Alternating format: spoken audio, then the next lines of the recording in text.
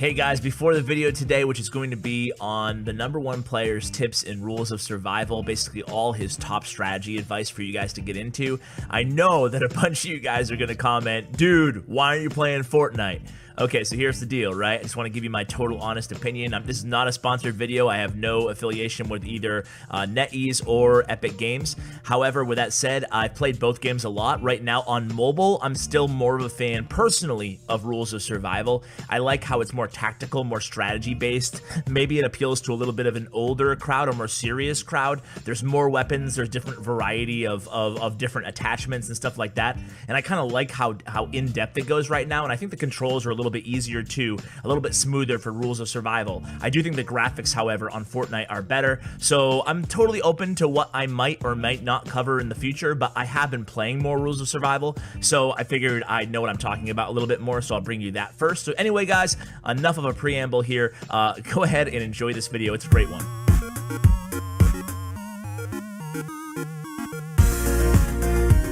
Hey guys, what's going on? It's Ash here coming at you today in Rules of Survival. I've been playing this game a lot. More importantly, I've been watching a lot of other people play the game who are way better than I am. And today I want to invite one of those players. He is currently #1 in solo kills and #2 on solo wins on the UK server. It is none other than iFerg from iFerg Mobile Gaming. Make sure you follow him and check out his streams. Ferg, how you doing, man?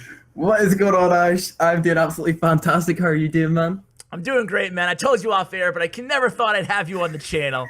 And I mean that in the nicest possible way. But dude, you are a beast at this game, man. You're incredible. I watch you. I sit there with Powerbang. We watch you together, and we're like, how are you doing what you're doing? First off, I have so many questions for you, but I do want to make this a cohesive, kind of digestible piece of content for people out there who want to get better at the game. So there's nobody better to ask, so I just want to hop right into it. We're going to cover probably about 5 to 10 topics that will make you better at the game immediately, and then we'll do a follow-up video maybe next week on different strategies for early, mid, and late games. So for now, Ferg, man, first of all, how you doing? And secondly, how did you become so good at Rules of Survival? Well, it started off maybe, I think I downloaded the game around December time when there was like a championship going on, but I didn't really kind of get into the game, and I actually uninstalled because I wanted to focus on Clash Royale.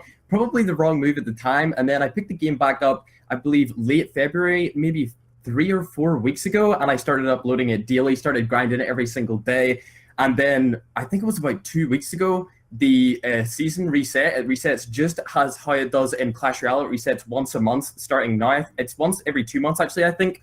So it's twice as long as the Clash Royale season. And I just went for it, man. I just grinded as hard as I could. I played as much as I could, got better every single day. Picked up tips from some other actual good players as well.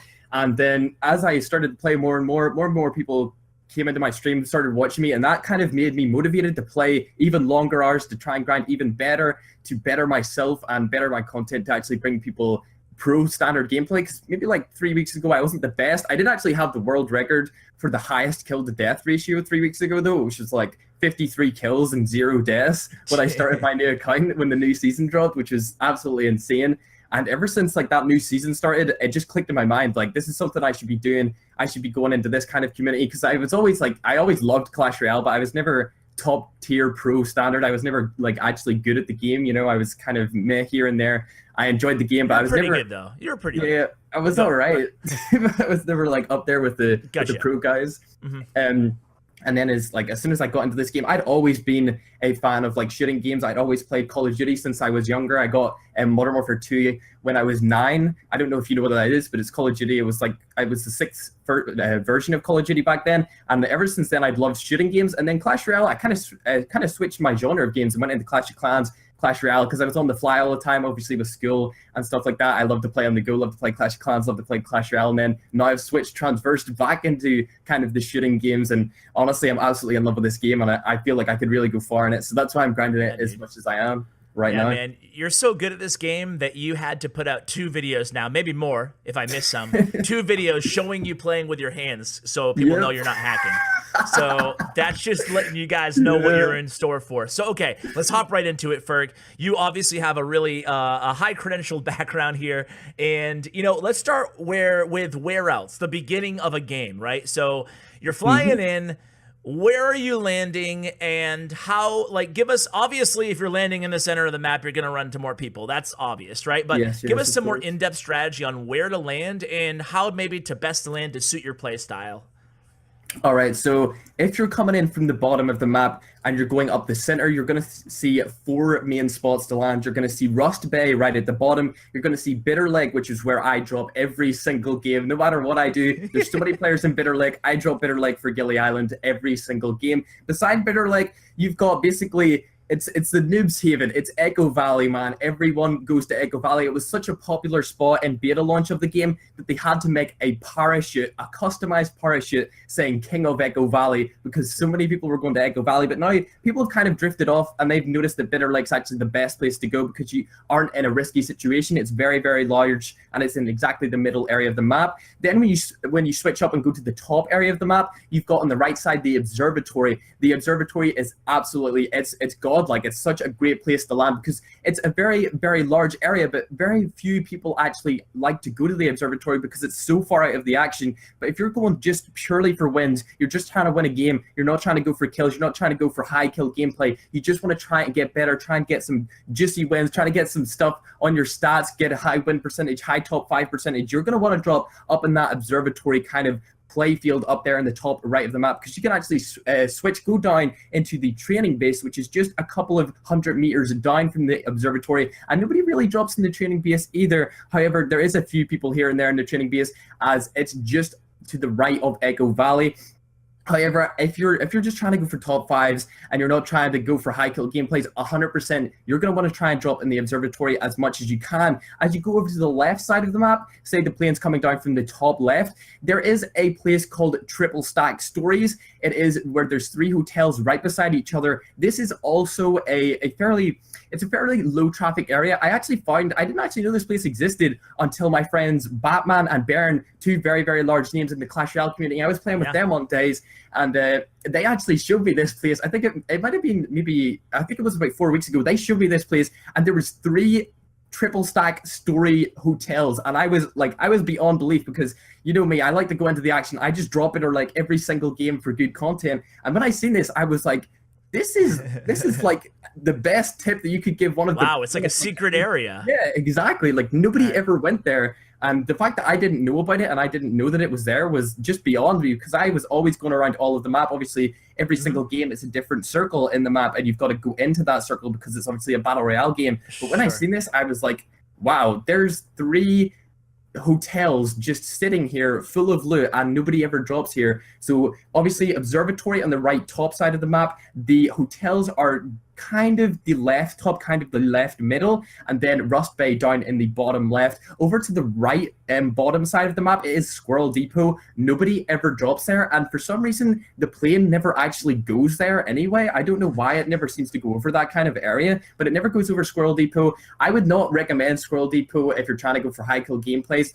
And like, I don't know what it is, man. Squirrel Depot is just not a fun place to land. It's the name, man. It's such an unsexy name, Squirrel Depot. Yeah, exactly. Oh wow. All right, I'll just jump on some nuts down here. I don't know what I'm gonna do. Exactly. All right, so like, if you wanted to play the most passive game possible and basically just hide and get decent loot, would you land in the Squirrel Depot, or would you land somewhere else? I wouldn't go to Squirrel Depot, but if it's the only resort, if you can't go to the observatory because of where the plane has aligned and positioned, go to Squirrel Depot. But observatory is the best for getting loot and for hiding at the same time. But obviously, if Squirrel Depot's there, you may as well go to Squirrel Depot, as long as observatory is not in the area. I gotcha. So let's talk about looting, right? So that's the next thing you're going to do after you land, is you're going to start getting gear, right? Weapons, whatever. Yeah. So, we could sit here and spend all day talking about every single weapon in the game. Actually, I saw a YouTuber named Hawk's Nest. I'm not sure if you've ever seen him. Yeah, I'm good friends with him, yeah. Yeah, he was, I've never spoken to him, but he had like a really good guide on all the weapons. So if you guys want to get really in depth on that stuff. So my question to you is, what is your ultimate, maybe your top two choices in terms of guns for the game? So like, what do you like to run with? Is it a long term, like a long range, excuse me, and a short range shotgun, or do you like sniping? And what are your top choices, like your god tier weapons that you're looking out for and you're always going to pick up if you find? All right, so a lot of people know this if they know who I am.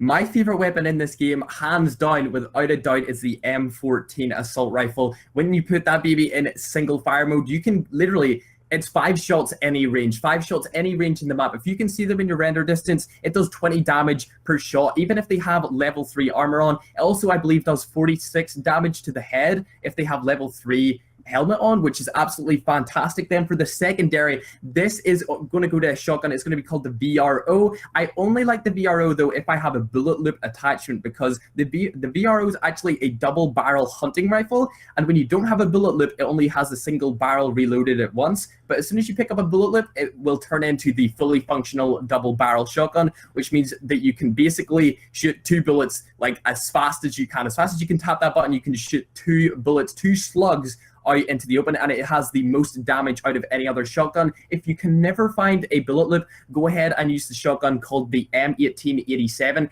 It is a great secondary gun to go along with your M14 if you can't find that bullet loop. But if you have that bullet loop with the VRO, definitely go with the VRO over the M18, because the M18 can be kind of inconsistent in a way, depending on whether you have a SG choke on it.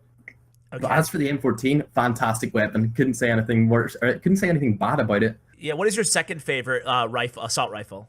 Oh, it has to be the AKM, man. Absolutely insane. Okay. Yeah, because a lot of people say they prefer that as their favorite. Yeah. The reason that I would say the M14, if you're new to the game, is because it doesn't have the highest headshot percentage, but it does have the least recoil. You see, with the AKM, if I was playing in a pro scene match, I was playing a competitive match with a bunch of pro players, I would hands down go for the AKM over the M14. But if you're just playing public matches, like you're playing pubs, you're playing ranked play, you're going to want to pick up the M14, man. It's the most consistent rifle in the game. The AKM obviously has that one-shot headshot percentage if they have a level 1 helmet, or if they don't have a helmet, you can literally snipe people across the map, hit them once in the head, and that's them out of the game. That's pretty insane. The M14 can't obviously do that, but it is a lot more consistent in terms of body shots and stuff like that. Sure, that makes sense. Now let's talk about attachments for your guns. So again, there's a lot of attachments in the game. What are you looking for? And maybe is there any attachment that you think is worthless? Personally, I think flash hider is completely worthless, because most players, when you see a flash hider, like, oh, cool, an attachment I can actually put on my assault rifle. It is an assault rifle attachment, but the one thing that it does, it hides your flash. And if you're playing a daytime game, which everyone does, nobody likes to play at nighttime, or nobody likes to play in fog. If you're playing daytime, flash hider is useless. All it does is add recoil to your gun, make your gun more hard to control. So in my opinion, flash hider shouldn't really even be in the map when it's daytime. Maybe when it's night or fog time, it's fine to have a flash hider. But if you see a flash hider on your gun, you need to take that off as soon as possible, because all it's doing is adding recoil to your rifle. Okay, noted. And now what's the best? What are you looking out for? Well, I like to be sneaky when I play, unless I'm going for crazy kills. So what I like to have on all of my rifles is a silencer. Absolutely love the silencer, because as soon as you open fire, they have no idea where you are, because if you don't have a silencer, you'll come up on the top of the compass. But if you do have that silencer on, man, and you're laying down, or you're kind of sneaking behind a tree, nobody will be able to see, nobody will be able to know where you're shooting from. And it's very effective against squads, because you can take out 4 guys in the matter of 10 seconds if you have a silencer, and they won't even know where you are. So it's honestly hands down the best. For public match, it's the best attachment for a rifle. However, if you're playing competitive, you're going to be wanting to use that compensator, because compensator actually can compensate for recoil. It lowers the recoil of every rifle down a little bit. It's not significant to the M14, because the recoil in the M14 is slightly lower than the rest of the rifles, making it the more consistent rifle. But say you have the AKM, man, you're going to want to use that compensator in a pro gameplay or in a pro match. In the competitive scene, compensator, go with it. Ranked play, go just with the silencer. Awesome. Okay, so one thing I noticed about you too is watching you is that you move around a lot, right? And obviously you stream too, so you want to make it exciting for the viewers. That makes sense, yep. Right? But beyond that, like, when you're moving, what is your general strategy going into a match? So you land, let's say you get the weapons you want. I noticed the one thing that you do, and I'm not sure if this is like just for fun or if this is a real, a legit thing that people should do. But I noticed Right. that you jump all the time when Oh you're running. yeah, yeah, So yeah. tell us about movement in the game, right? I guess focus on how you're moving, whether or not you have weapons in hand, and how often you're crouching, how often you're laying down, and then Mhm. lastly, how often you're driving a vehicle. Well, for the whole jumping situation, that's actually a legit strategy. The reason I Okay. do that is because when people are trying to scope down, aim down sights, or trying to kill you, if you're jumping, it makes you a harder target. And it also, while you're jumping, you're still in sprint mode. So you're still moving as fast as you would be when you're sprinting. And obviously, when you're jumping and sprinting, that means you can get behind cover, heal up, and actually shoot back, fire back at someone as fast as possible. Jumping is just the best solution to dodging bullets that I can give anyone in this game. If you're running away, somebody's shooting you from behind, you're basically a stagnant target. Of course, you're moving, but people, you can lock onto someone so easily if they don't jump. However, when they're jumping, man, even I have trouble actually killing Yeah. people when they're jumping around. It's really hard, especially on a touchscreen device, to actually land some accurate shots on somebody who's jumping. Especially, there's a mechanic in the game. I'm not sure if it's here this update, but it was definitely here last update, where if you jump crouched, it would actually like make your player model slightly smaller than when you just jumped, which was absolutely insane. That like I used to do that Yeah. so much, Oh and people man. always Yeah. ask like how I would do it, how I would do it so fast and stuff. But I'm not sure if it's still here anymore. I think they actually took it out of the game, but that was insanely overpowered in the last update, and not too many people knew about it. And a lot of people were always asking me why I was doing it. But yeah, it's basically just to enhance the chances that you will stay alive if you're getting shot at from behind or to the side. Anything that you don't have an advantage of, or you don't get the first shot off, you're going to want to be jumping. If you even hear bullets in the slightest distance, you want to start jumping as soon as possible. I jump at all times, no matter what I'm doing, just in case somebody hits me with the Barrett, because obviously the Barrett is a sniper rifle inside the game. And if you don't have level 3 armor, that one shots you to the chest and above. So if you're jumping, they're going to be aiming at your chest. If you jump up, they shoot. They're going to hit your toes. So they're going to only do about half health instead of completely taking you out. And most people with the Barrett aim for the chest or the head. So yeah, you're going to want to be jumping all the time, especially in mid to late games. Okay, and how often are you driving a vehicle, if ever? I've seen you do it sometimes, but is it Oh a good yeah. idea or is it just for fun? If you're good at the game and you have good accuracy and you're pretty competent in the actual game and recoil itself, you're gonna want to be driving a vehicle around just to get kills. Like I do it just so people shoot at me. That's literally Wow, so like baiting them out, luring them yeah. out. That's Yeah, that's all I do. That's all I do to drive a vehicle is just to get bait so that I can actually kill more people to make my gaming more entertaining for everyone else. If I sure. was going in the competitive scene, I would be nowhere near a vehicle. Like I wouldn't even try. If I'm going for wins and I'm on a win streak, say I was on like a 5 or 6 win streak, I wouldn't even go near a vehicle just to see how long I can actually continually win matches within the games coming up.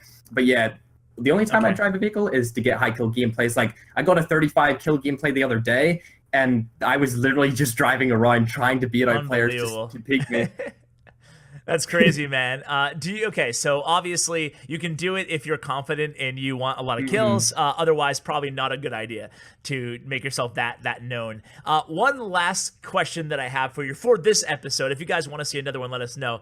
Is I noticed that you have like this is the most jaw-dropping thing that I get when I watch your gameplay is that you spot people. Like you might be interacting with chat, be like, blah blah blah, and then you'll be like, oh, boom, like one shot somebody in the cold, like 90 degrees to your left or something. So, man, okay, what is your advice on scanning the area, aiming, shooting, firing accurately? And I guess before you answer that too, is do you like have the sensitivity, anything special, or even the brightness so you can spot people easier, or is it just intuition in game?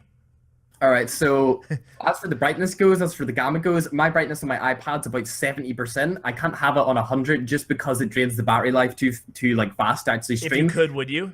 Yeah, Okay. absolutely. You need as much brightness as you can get in this game. And for spotting people in general, what I mainly look out for is helmets. So the level 1 helmet is the easiest to spot. It stands out a lot when people are prone to grass because grass is obviously green. The level 1 helmet is actually bright blue. So that's a really easy spot. As for the level 2 helmet, it's a little bit darker. However, It is quite easy to spot because it does have little brown and black tips in it, and then that's really easy to spot if they're sitting in the normal grass. However, on the map that is Fearless Ford, it's quite hard to spot a level 2 helmet just sitting there because a lot of the grass in Fearless Ford is actually brown and very, very dark. However, in Gilly Island, it's really, really easy to spot people with level 2 helmets. The same with the level 3 helmet. The level 3 helmet's actually easier to spot than a level 2 helmet because the level 3 helmet is actually a very, very nice dark gray color. Basically, it's almost like a blackish gray. It just depends on your power saving, what mode you're in, whether you're in power saving mode, whether you're in balance, whether you're in ultra mode, or whether you're in excellent. Ultra obviously being the best mode to play in. It has the highest graphics. It's the highest. It's just the absolute. You need to play in ultra if you can. Of course, if your device is a little bit lackluster, you're going to be wanting to play in that balance or excellent mode.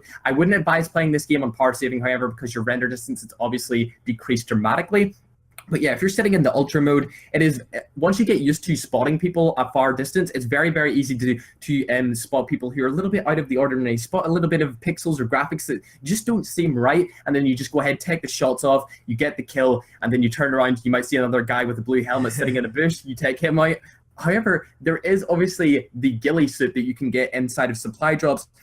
Now, one tip I have for that is the grass in this game is quite spread out. However, when you look at a person lying down in the ghillie suit, all of the grass on their ghillie suit is actually really clumped up, really close. It almost looks like a bush. However, the ghillie suit is actually darker than a bush. So you want to be looking for things that are darker and packed together with a lot of grass. There is only, the ghillie suit is the only thing in the game. The only thing that actually looks like a ghillie suit is the ghillie suit. Like, you will be able to distinguish between bushes and ghillie suits really, really easily once you actually look at someone with a ghillie suit and you actually kind of examine what they actually look like. It's hard to explain, but once you get to know what it looks like and what you get to know what a bush actually looks like, you will really easily spot the difference between a bush and an actual person in a ghillie suit. Awesome, man. That's solid advice. Now, what about like aiming better or firing better? You know, do you think that some people take too much care and time in aiming? It seems like you just shoot and fire oftentimes, like just like lock on almost immediately and just try to get the crosshairs close to the target. Any tips on? And I find that oftentimes when I die, especially like in a one-on-one firefight, oftentimes like I'm not sure exactly what I'm missing, but it seems like maybe they just fired more often than I did, you know, like maybe they just unloaded on me and I was taking too much time trying to aim for their, you know, their torso or their head or something. The one biggest tip I'd give about that with firing and not firing and stuff like that is, in this game, hesitation is the biggest killer. If you're sitting there and you're too scared to shoot, you're going to die. You want to take as many shots as you can, because the more times you shoot, the more times you'll get used to the controls. The more times you get used to the controls, you'll get it in your muscle memory. You'll know what you're doing and you'll become more confident. So just come out of your comfort zone, take as many shots as you can at the person. If you die, it doesn't matter. As long as you tried your hardest, you'll keep improving every single match. It's just all about keep practicing here. Try and up the skills in one area, like the gun skill area, obviously gun control. Obviously, you're going to want to have it on single fire. You're going to want to have all of your guns on single fire at long to medium range. If you only have an AR, aka an assault rifle at close range, you'll keep it on auto. But if you're playing that long game and you're actually going for that number one spot, you're going to want to have an assault rifle and a shotgun. So you're going to want to have the assault rifle on single fire to make your shots a little bit more accurate, and you can actually spam tap and still have accurate shots. Whereas if you have auto, you're going to have a really, really large recoil